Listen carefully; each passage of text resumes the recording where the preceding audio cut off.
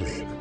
But there's a phone in the White House and it's ringing. Something's happening in the world. Your vote will decide who answers that call. As we now know, President Biden didn't get a 3 a.m. phone call when the war in Israel began.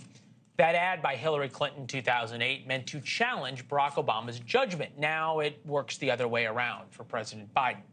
And two columns this week that got very little notice should ring loud alarm bells inside the Biden re-election camp. Jonathan Martin, hardly a right-winger of Politico, writes, the most pressing political challenge confronting Joe Biden as he drifts uncontested towards renomination is that which he can do the least about. Voters' profound misgivings about his age and fitness to serve another full term. Chuck Todd, again, hardly a right-wing nut of NBC News. The folks wringing their hands the most about whether Biden is up to the task of winning in 2024 are people who, in many cases, have already endorsed him for re-election. A few even work directly for him.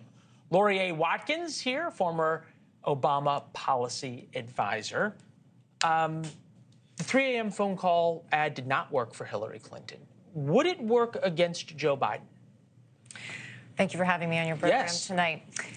I think that 3 a.m. ad, it's in the past, but I will say that as somebody who used to work in the Obama-Biden administration and on both of those campaigns, I want to see a lot more out of this president. I want to see a lot more of him on the trail. I want to see a lot more of him out in action.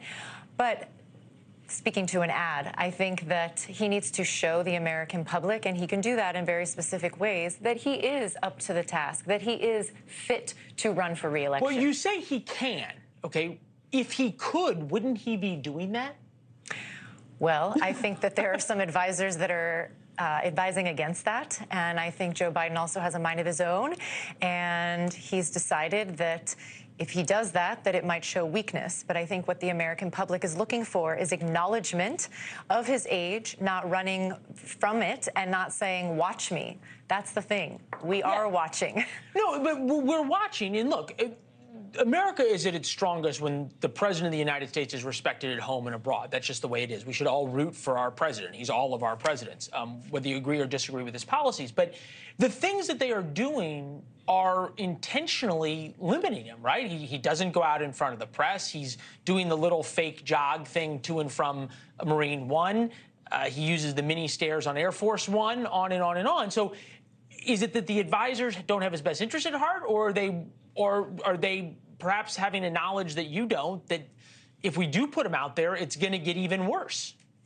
I think there's some of both. I think that President Biden doesn't want to appear in a certain way. Some people, I don't want to single out men, but they have a hard time sometimes acknowledging their age and that they're getting older. That could be with your sight, the way you speak, your hearing, et cetera, et cetera.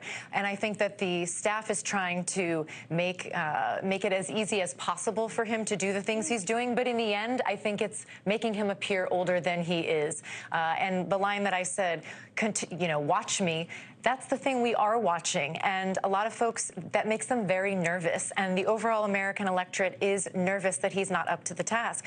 And I think a perfect opportunity that he could have is to go and sit with Jill Biden in front of a camera and talk about his age and talk about why he's ready for the job of re-election, and that he wouldn't be doing this unless he was up to the task. That's all the American public wants, is acknowledgement. Be straight and clear with them.